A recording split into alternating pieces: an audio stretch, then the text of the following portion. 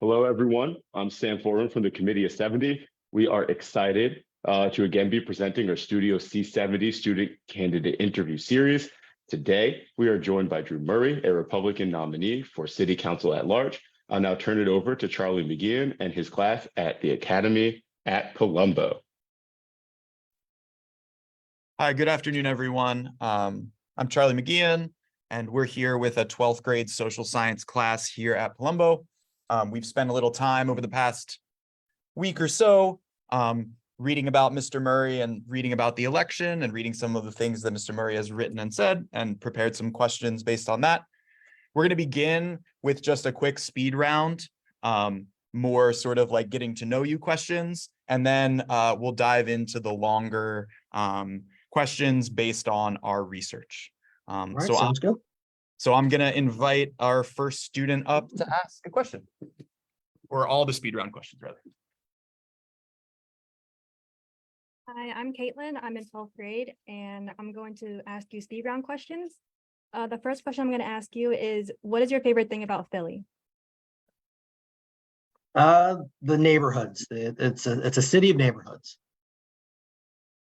My second question for you is, what is one of your icks? Icks? What do you mean? It's like something you strongly dislike. Something I strongly dislike? Oh, wow. I'll bring it to something today, anti-Semitism. What is your favorite type of candy? Probably Twizzlers. Is a hot dog a sandwich?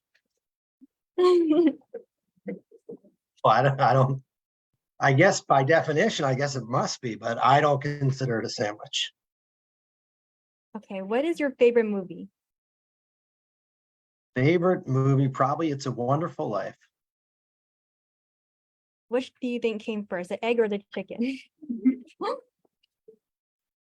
I'm going to say egg. What is your favorite season? Football season. Fall or football season. They're both the same. What is your favorite, cats or dogs? I have to say cats because I have 4 cats, but I do like dogs a lot. Do you like sitting or standing better? I like standing better. That's all the questions I have. Thank you. Okay. All right. Thanks for that. I think it's a nice little warm up. Sure. So now we're going to have some students come up and ask questions based on the research that we did. And these were questions that were sort of sourced and edited by our class. So I'm going to have Marty come up first. Okay. Hi, I'm Marty. I'm in 11th grade. And my first question for you is more of just like a general question. So you said that one of the reasons that people have often claimed that your political affiliations are in name only is because you think for yourself. So my kind of question about that is really 2 things, which is, if you feel that that's the case, why is it that you choose to participate in the 2-party system? And the other question is that, Just leave the first one. oh, First one first. but okay. And then Okay. We can do 2, but I will say this. So first off, Philadelphia is closed to primary elections. So I always tell people to pick a party, because if you're an independent, you're not going to be able to vote in the primary with the exception of if they're ballot questions. So I always tell people, if you lean left, lean right, but you feel like you're more in the middle and you don't like Republicans or Democrats, pick one, because if you don't, you're not going to be able to vote. So that's from a voting standpoint. Now, from a political standpoint, I used to be a Democrat and now I'm a Republican. So I really do say that I'm a moderate. There are things I like about Democrats. There are things I disagree with Democrats. There are things I like about Republicans, and there are some things I disagree with. So it is a tough question. Maybe we should. There are people who say we should have more than a 2-party system. That maybe we should have that third party of people really who think in the middle. There is another party called the Forward Party who is trying to be that kind of independent middle voice. those of us who aren't far right, quote unquote, and who aren't far left. But right now, the way the system is currently, the two major parties in the United States and in Philadelphia and in the Commonwealth of Pennsylvania are the Republican and Democratic Party. So Yeah, that totally makes sense, especially the voting standpoint. And my next question about that is about voting, which is another thing is that you said you chose to vote for Donald Trump in 2020 on the basis that he was, the Republican candidate, and you don't necessarily tie yourself to his policies. So how does that vote really, fit with your stance of like thinking for yourself, regardless of how other people in your party feel? that's a great question. And a lot of times the paper doesn't type everything or doesn't print everything that I said. So what I said in a lot of those times with that answer, because it's a question I get constantly. I am a Philadelphia ward leader. I'm a Republican ward leader of the 15th ward. That means my job is to get other Republicans elected. I personally don't feel that if I am working to get Republicans elected, and I have to do the slate. It doesn't matter if I disagree with that slate. It doesn't matter if I disagree with those endorsements. I have to push that candidate. And I don't feel like I felt like it's hypocritical, even if I don't like a candidate. And I'm not saying, which ones I like or dislike, but I feel if I represent myself as pushing and supporting a candidate, when I walk into that voting booth, I feel like it's hypocritical if I don't vote for the slate that I am supporting. And I'm torn. I'm always torn when I do that. But I always answer the question. A lot of people answer the question like this. There's a reason the voting booth is private. A lot of people won't give that answer with Donald Trump and other people. Who I voted for in 2016 was Hillary Clinton. So in 2016, I didn't vote for Donald Trump. And I still answer that question in Republican circles. And a lot of Republicans are upset with me when I say that I voted for Hillary Clinton in 2016. But, I can't always make everyone happy. You learn that very quickly in politics. Thank you. You're welcome.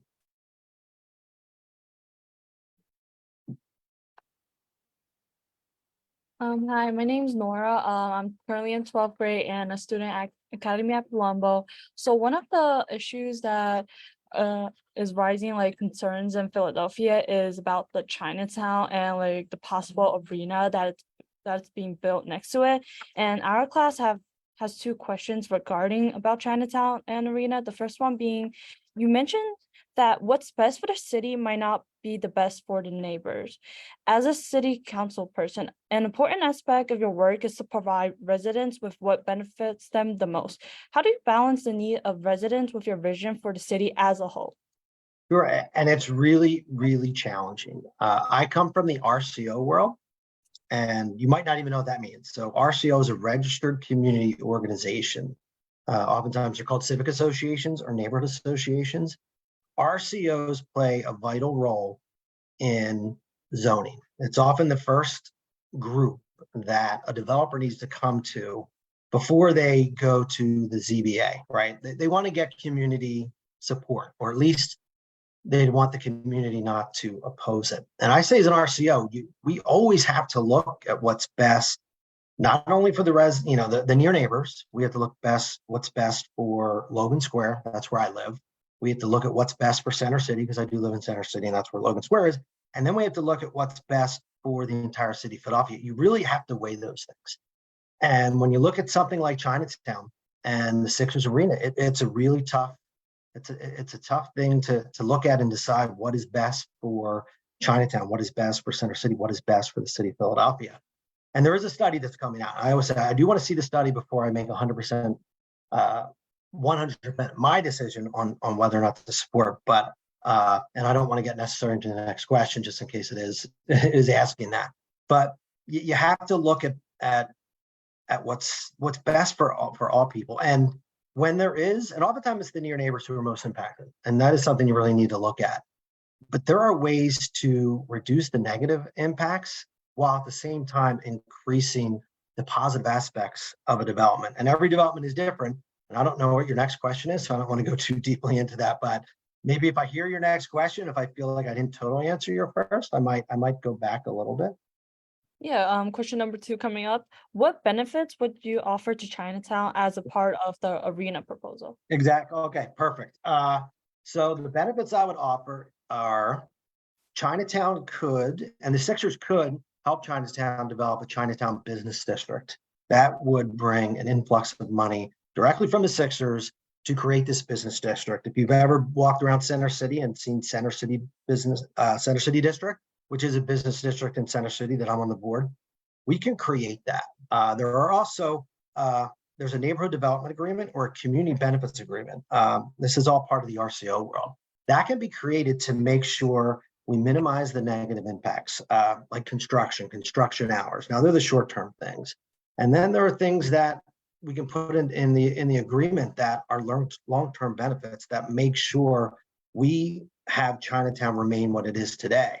And then lastly, and this might be thinking too big, and according to some people, but I live near the Vine Street Expressway. Chinatown runs through, runs right next to Chinatown, and it's a big open gap at the top. We could get federal funding to cap that portion of the Vine Street Expressway to give Chinatown the ability whether to increase development over Vine Street or maybe create green space. Now that's going to go to the federal level, and we would have to get federal money to do that. But there are a few proposals out there right now that I think are absolutely something we can achieve to cap Vine Street and make that a benefit of Chinatown. And you can tie it all together. It could happen with or without the Sixers Stadium. I'm not saying that, but a lot of times we can have influence, and we can bring a lot of positive aspects to an area, to a community when a development is built. Okay, thank you for answering. Thank you.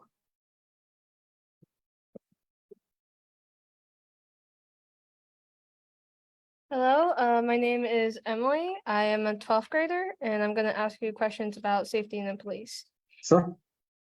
You have said you are pro law enforcement and that you are going to recruit more police officers. How are you going to change the law enforcement system to make sure that those new officers don't abuse their powers? Okay, it's all about training. And right now we are about 1300 officers short of where we were supposed to be in the city of Philadelphia. So when you say recruitment, we're trying to increase recruitment just to get up to the level where we're supposed to be. There are many areas of the city that you look at right now that don't have enough police officers. So I just wanted to make sure we understood that. But it comes down to training. As these officers are being trained at the academy, we need to make sure they're trained in the proper use of force, in the proper ways to de-escalate a situation before possibly taking out their weapons to handle a situation. It comes down 100% to training at the beginning of their career. We also need to maintain that training throughout an officer's career because things change, technology changes. We have to not only educate and train officers before they get into the force and as they're coming into the force, we need to train officers throughout their entire career. All right.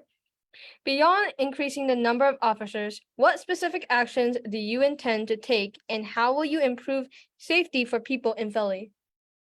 So it's that's a great question. It's a tough question. When I go around to areas of the city of Philadelphia, I often say the top 3 issues that people want to talk about are number 1, crime, number 2, crime, and number 3, crime, because it's an issue facing all of us. But you can't legislate yourself necessarily out of crime. In the short term, I do believe that we need to pressure our district attorney to prosecute crimes at all levels. Again, that doesn't mean I want to, prosecute someone for theft of toilet paper at a pharmacy. But if we look at the looting that happened just a couple of weeks ago, and our district attorney said that he was going to prosecute those crimes as a summary offense, I don't consider looting and breaking into stores, a lot of these small businesses, as a summary offense. I think we need to prosecute crimes properly at all levels. That's a short-term thing that we can do. Then we got to look at why crime, what are the base reasons for crime? We need to look at the fact that the city of Philadelphia is the poorest of the largest cities in the nation with a poverty rate of 23%. We need to bring economic opportunities to the city of Philadelphia so everyone, regardless of their zip code, has economic opportunity and can go get a well-paying job. And then it goes to education. We need to make sure every child in this city, regardless of their zip code, has a quality education. And those are kind of, so that the first part of the answer, I guess, was a short term, what we can do in the short term. And then the second part was kind of in the long term, what we need to do and continue to do in the city of Philadelphia to decrease that poverty level. Thank you.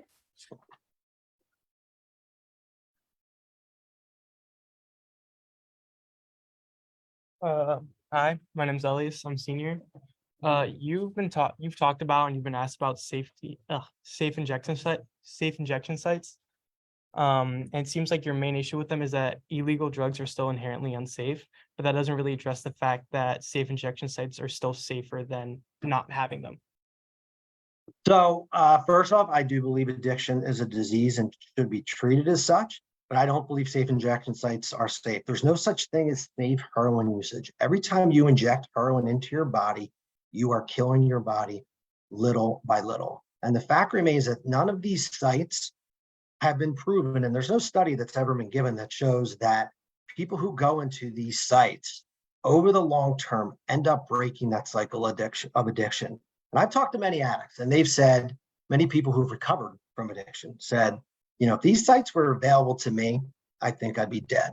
So these are, I've never been addicted to heroin, but when I talk to addicts, this is what they're saying. They say, when you normalize drug use, the addicts are not going to hit that rock bottom that you always talk about, that where people want recovery.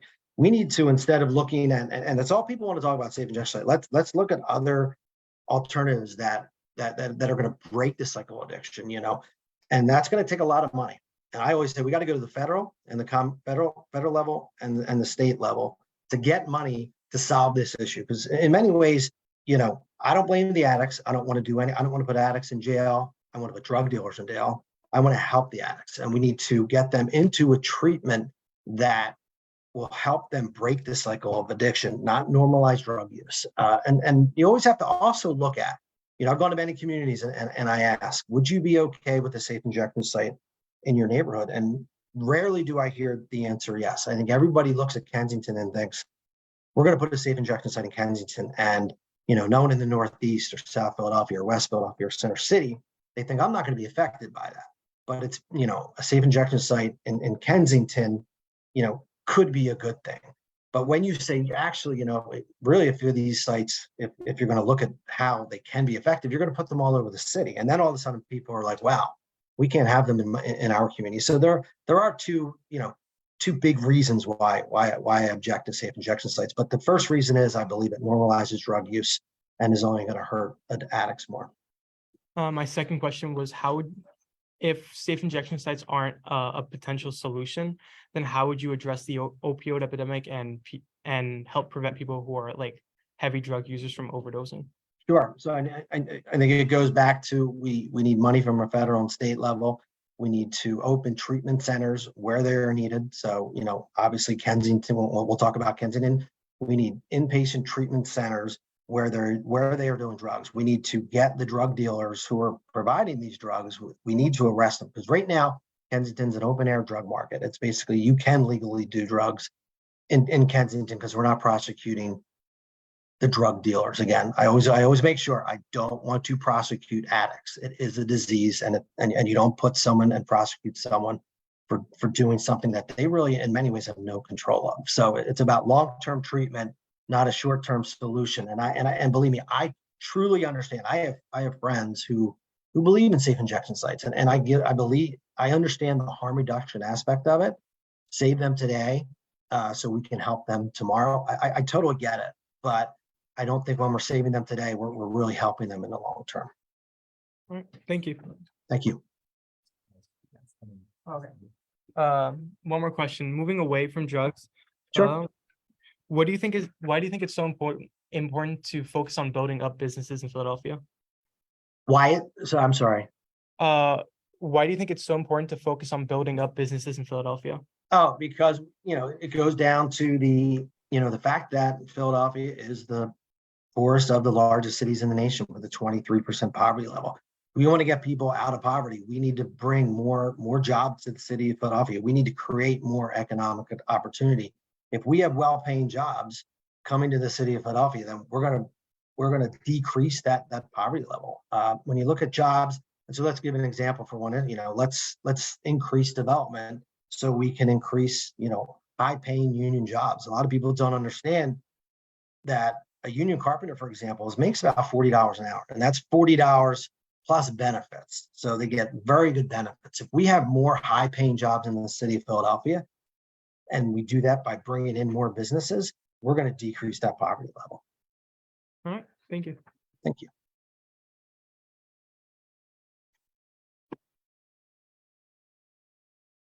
All right. I'm gonna go with one more question You that I got know it. has been coming up as a class, and I'm gonna try to synthesize as best I can. There's a lot of talk, I think, about young people in our city and their access to places. We've seen that come up many times recently. So I guess talking to a class of 17, 18-year-olds, what would you say about what we need to provide for young people in our city right now? Sure. I think number one, our libraries are not open long enough hours, and many are not open on the weekends. I'm lucky. I live here in Center City, so the central branch of the Philadelphia Free Library is open probably more than most branches.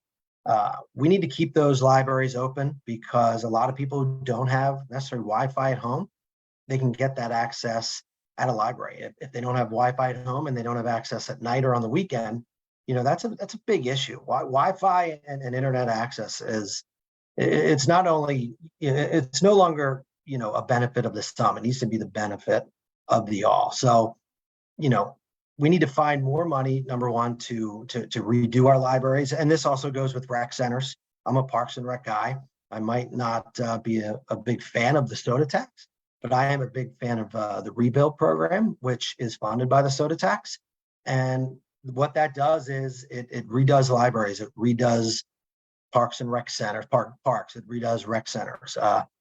It also helps fund universal pre-K, but these are buildings that when you talk about libraries and rec centers that we need to keep open, and they need to be in good shape. I always say that every child in the city of Philadelphia within a 5 to 10 minute walk needs to be able to walk to a park or a rec center that is in good shape, and that's something. So I hope that answers your questions. I kind of targeted parks and rec and libraries, but that's something we need to make more available to our youth. That's the list of questions that we have prepared. If we have a couple more moments, I can see if there's another one. So let me just ask real quick and see if there's another one. Sure. Mm-hmm.